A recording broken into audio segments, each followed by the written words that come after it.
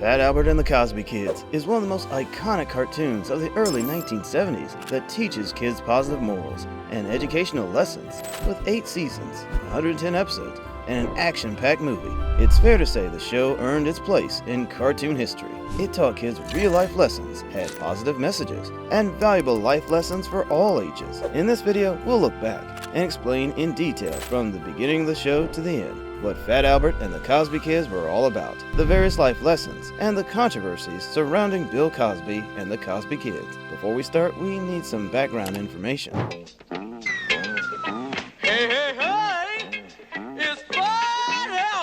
The show usually starts with his intro song, which hints at what the show is about, teaching educational lessons. You can then see Bill Cosby, the narrator and producer, saying, "This is Bill Cosby coming at you with lots of music and fun. And if you're not careful, you may learn something before it's done. So let's get ready, okay?" Introducing the first lesson of the show, you can see comedian Bill Cosby playing with an amplifier, narrating the echoing effects of an amplifier. He explains that if you broadcast lies like an amplifier, it will come back to you, and no one will believe anything you say. Using the example of Mudfoot Brown Johnson, a renowned liar, he narrates that no one would believe anything you say if you're known to be a liar. Fat Albert! Fat Albert! The next scene then introduces us to Fat Albert and the gang members: Russell, Dumb Donald, Bill, Rudy, Old Weird Harold, and Bucky, the show's main characters. You can see Fat Albert, a black robust kid, telling his friends about his cousin Hubert, who told him a lie, saying he comes from a really cold place, so cold that his words come out in chunk sizes. As the kids continue to tell lies that have been told, Rudy claims he can't be lied to and always knows the difference, but is pranked by Harold, who lies to him that a spider is crawling up his body. After the gang mocks Rudy's reaction to Harold's prank, they proceed to music time, in which they sing the Bad Wolf song, narrating why lying isn't good. We later see the imp returns from a trip and tells the gang he wrestled alligators in Florida. The gang is intrigued and wants to learn how to wrestle alligators like Edward. He then tells them they need muddy water to learn, but runs away when they ask him to join them. The gang gets into big trouble for going home wet, but when they tell Edward, he tells them to lie to their parents, as he teaches them how to tell a good lie. And because he's so good at lying, Rudy begins to doubt the authenticity of Edward's story. Later you can see Edward telling them how to wrestle alligators using a foundation. He convinces the gang that the water from the river and foundation are different, and they wouldn't get into trouble with their parents. But when they are about to dive into the foundation, a man tells them it's the county jail foundation. And Edward lies again, claiming to have warned the gang not to use it. Meanwhile, Bill begins to doubt him as well. Next, you can see some of the kids telling Edward his lying game is cool, and Bill decides to ask his cousin, who informs him Edward is lying. As the episode continues, Bill confronts Edward, asking him to prove to them he isn't lying by teaching them how to wrestle alligators in the pool. Unfortunately, Edward doesn't know how to swim, but rather than telling the truth, he attempts to dive into the pool and hides under the diving board until his cousin tries to stop him. At the end of the episode, you can see Edward learn the consequences of lying when the gang isn't happy with him, but later forgives him and applauds his bravery for going underwater. As the show unfolds, we see it touching on various life, educational, and moral lessons, such as the need to take responsibility for one's actions, the dangers of cheating, lying, smoking, and alcohol, the need for acceptance, as well as the importance of school, racism, and several other essential lessons which spread across each episode in the show. In this episode, we learn the need for acceptance, regardless of gender differences. Here you can see Donald telling the gang that his cousin Betty from the South is coming to live with them, but the boys are stereotypical about girls, especially from the South, as they believe they are dumb and stupid. Later you see Donald being shy to introduce Betty to the boys, and sneaking around until the gang catches him. Despite their stereotype, they realize that Betty is well articulated, as she identifies the boys using honorable adjectives, which causes them to be mesmerized, and unfortunately get stuck inside the janitor's office. So they blame Betty, saying, "Girls, they always get you into trouble." In the next scene, you can see the boys playing in the classroom, as Rudy throws Betty's tomatoes, hitting the head principal. The head principal calls Betty to his office, asking about the incident, but she refuses to tell on Rudy. Meanwhile, Rudy remarks that Betty will tell on them, because Betty is a girl. Thinking she has spilled the beans on him, Rudy tells Miss Barry he is the one, so they get punished. And Betty is once again blamed by Rudy, who tells Donald that it is his fault for bringing Betty. Next, you can see Rudy tag Betty a jigsaw puzzle after they get into yet another mess. When she opens the door during their cleaning detention to make the boys like Betty, Donald comes up with a plan, a game of tennis in which Betty plays against Rudy and allows him to win. But despite all efforts to allow Rudy to win, Betty wins, but gives the victory to Rudy, praising his ability to pretend to lose the game to her. Yet Rudy refuses to like her, but she is able to win Russell over. In another scene, you can see the kids talking about the homework on King Arthur and blaming Betty for the homework. Although saddened by the remark, Betty then plans to win the heart of the gang as she teaches them about King Arthur by playing with them. The gang performs well, and their teacher is impressed with their performance, so they accept Betty into their group. However, Rudy refuses to join in because of Betty. The show then teaches another valuable lesson using the words of Fat Albert, who tells Betty, "You can't win them all." Moving on in the show, we learn another important lesson about the importance of school. In this episode, the kids talk about ditching school the next day to play hockey. The following day, you can see them lie to their parents that they are going to school. However, Donald actually wants to go to school, but on his way to school, he is seen by the boys carrying his school books, and they think he is pretending to leave the house just like they are. What you doing with all them school books? Don't you dig, man? He's playing it cool. When he tells them he wants to go to school, they mock him. Donald is a chicken. Donald is a chicken. Donald is a chicken. He then runs off to school rather than give in to the pressure. We therefore learn another lesson, having a say of your own. As the episode progresses, you can see the gang bantering, and Russell says Donald will tell the teacher about them missing school, and they get scared, although we never get to see if he actually does. Next, we see them running into an older man who asks the gang why they aren't in school and yells for the police. I'm calling the police! Help! Police! Help!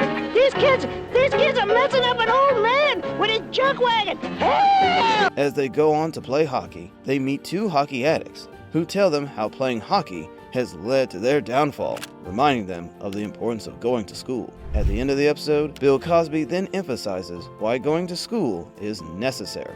He goes on to say, "I think Fat Albert and the kids discovered one thing today. School may not be the greatest, but the worst thing in the world is not going to school when there is school." As the show progresses, we get to learn other vital lessons, such as choosing your role model wisely, as the kids learn that Scrap Iron Yates is not the ideal hero, and not everyone can be called a hero. We also learn about the consequences of pranking when Otis gets a taste of his own medicine from the other tough guys, as well as how to be creative when we can see the gang thinking out of the box to make musical instruments, and many other lessons. In Season 4, we are introduced to life lessons like helping each other, the bad effects of bullying, making hard decisions, doing the right thing, sibling rivalry, the importance of every profession, dealing with parents' divorce, and street signs. In one of the episodes, you can see the lesson of helping each other take shape when Thurman, a smart kid who is not really athletic, is seen eventually learning how to be athletic after he helps the gang pass their quiz. In Season 5 to 8, a new show within the show is then introduced called The Brown Hornet. The Brown Hornet is an entertaining show watched by Fat Albert and the gang, which helps Fat Albert and the gang to integrate messages of morality and social responsibility. Through the adventures of the superhero and his sidekicks, Stinger and Tweeterbell, the kids learn valuable life lessons, such as standing up to bullies, making life choices, helping each other, and lots more. Later on in the 8th season, Brown Hornet is replaced by Legal Eagle, a crime-fighting cartoon bird with two lazy, klutzy squirrel underlings, Mo and Gabby. And just like Brown Hornet, the kids learn essential lessons on tackling life issues from it. Now, among the several lessons in the show, some themes are universal, touching on almost every scene in the show, such as family and friendship. Throughout the show, we learn the importance of family and how to navigate through family dynamics. The show systematically explains and tackles topics such as obeying one's parents to good parenting, navigating through divorce, welcoming a new sibling, and several other critical things to help build a good relationship within a family, as well as issues faced in families today. First, we see the theme of family in Fat Albert's home. Using his parents, we learn the importance of having a peaceful home. and having a good relationship with your kids. In another episode, we also learn that the kids are scared of disobeying their parents. Later, we see the police tell the kids to report suspicious activities to their parents, as well as the parents showing love, care, and attention to the kids' needs. We also learn about the dynamics of family, where we see Flora, Roberta, and Buffy worry about their parents' divorce or remarriage. Donald also fears the change in his family when his parents announce they are expecting a baby. But apart from family, the universal theme braces around friendship, as you can see that Fat Albert and his gang are true friends to each other and welcoming to other people. They support one another, play, teach, encourage, and empathize with themselves. Another vital issue that Bill Cosby systematically confronted is the issue of racism and racial division. In this episode, you can see that there is an ongoing election for the class president in Fat Albert's class. Hugo, a black contestant, is seen using the racist card against his white contestant, Baron. Hugo tells the kids that they should vote for him because he is black, since they are black. But he doesn't tell them why he is the best candidate for the position. Like Hugo, you can see Baron telling the white kids that they should vote for him because he's white, and Hugo is black. Confronting the racial division, the episode ends with Fat Albert and Majin as co-presidents, as they understand the importance of the position in giving the students a stronger voice in tackling school issues. Your new class president, or should I say co-president, Margine and Fat Albert. We also see racism play out when one of Albert's friends, Belinda, refuses to play with them as she joins a racist group called Double Cross. In this episode, you can see Fat Albert confronting Belinda for refusing to hang with the gang. She tells him her friend George doesn't want her to play with them, and he asks if it's because they are black. She replies it is part of it, telling him that George feels they are superior to them, as she excuses herself and leaves. Next, you can see George and his Double Cross gang wall painting the words, "Latino go home." When Fat Albert accosts him for his action, he scribbles out the Latino, replacing it with blacks. You can then see Fat Albert telling him he represents a hate group. Then let me speak my piece. You represent a hate group. Later on in the episode, we see George tell Belinda they are superior to all inferiors as he goes up to the rooftop of the synagogue to paint a double X on it. Tired of his racism, Belinda runs off to call Fat Albert, who rushes to stop him, but rather finds out George has slipped off the roof. You can then see Fat Albert trying to help him by climbing up the roof. In the end, George is saved by Fat Albert and the police and firefighters. Toward the end of the show, we see Fat Albert and the gang grow up, having bigger responsibilities and making harder decisions about their social life. Also, the theme takes a darker turn when death is introduced in one of the episodes. In this episode, titled Gang Wars, you can see Fernando playing with Fat Albert and the gang. Later on, Russell is bullied by the Green Street Gang, who mistakes him for one of the members of the 33rd Street Gang. He informs Fat Albert and the gang, and Bill was furious that his brother was hassled. However, Fat Albert reasons with the gang to remain calm, believing the other gang is looking for trouble. Fernando, Albert's friend, also tells them the other gang wants a fight, and they shouldn't fight. But Fernando's brother, Tito, instills the gang to fight. But Fat Albert is having none of that. Meanwhile, Tito tries to recruit Fernando into his own gang to fight the Green Street Gang, who, unknown to them, have guns. But Fernando refuses. Although Fernando does not want to join a gang, he is divided when Tito tells him he needs him as his brother. You can then see Fat Albert trying to discourage Fernando, but chooses to join Tito. Despite his decision, Fat Albert refuses to give up. Instead, he goes to the Green Street Gang to reason with them to stop the gang wars before anyone gets hurt. The Green Street Gang refuses to heed Fat Albert's advice, and later in the scene, Fernando is seen crying to Fat Albert about how Tito had forced him to join the gang, and he's frightened. In the end, we then get to learn the danger of gang war, as the gang war gets serious, and Fernando is unfortunately killed, trying to save his brother Tito.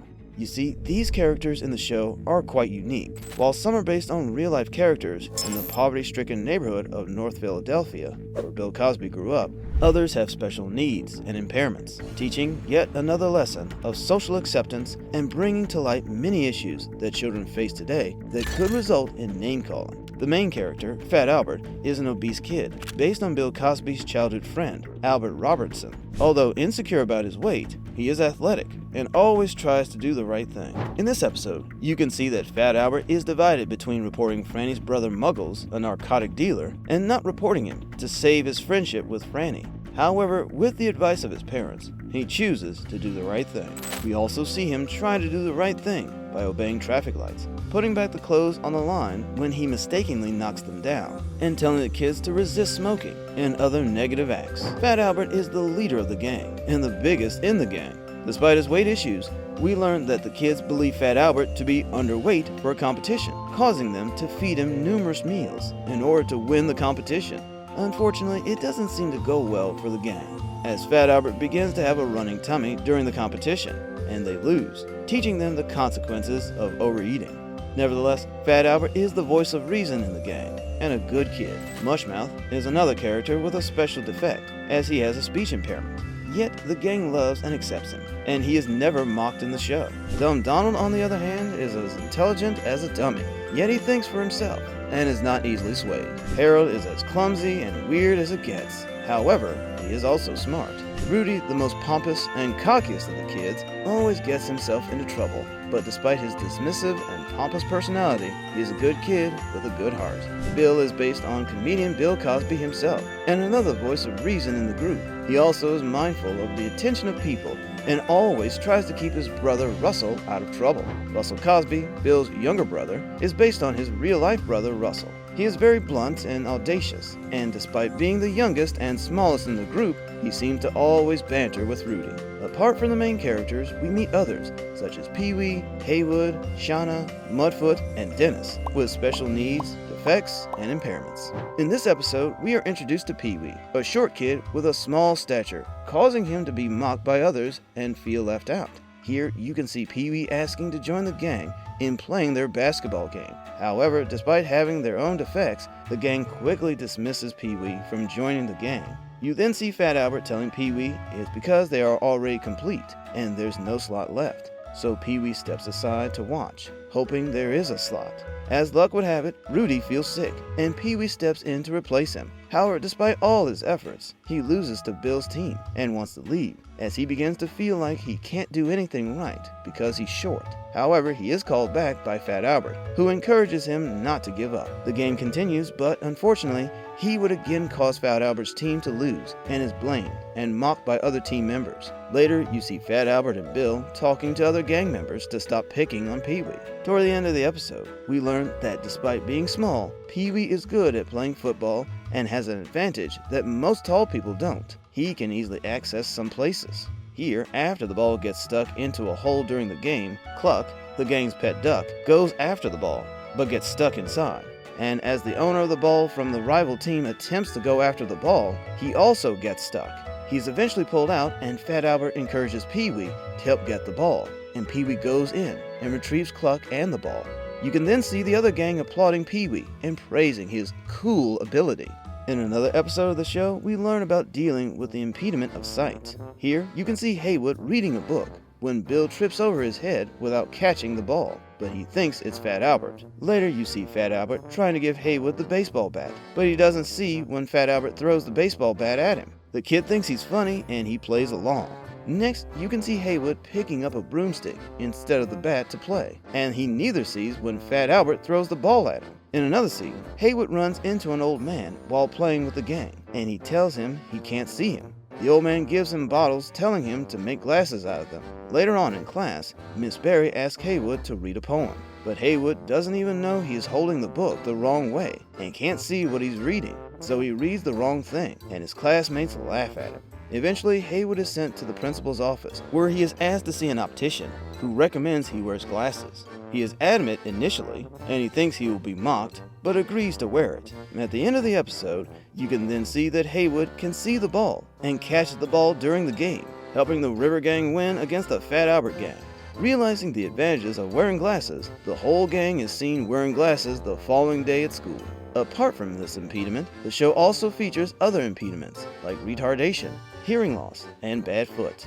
By carefully using these characters and defects, Bill Cosby teaches how to survive and deal with these impediments. He also teaches acceptance and love as the kids learn to accept each other and sustain a good friendship empathetically. Having said that, we cannot possibly explain Fat Albert and the Cosby Kids without delving deeper into the comedic genius of the narrator and producer Bill Cosby.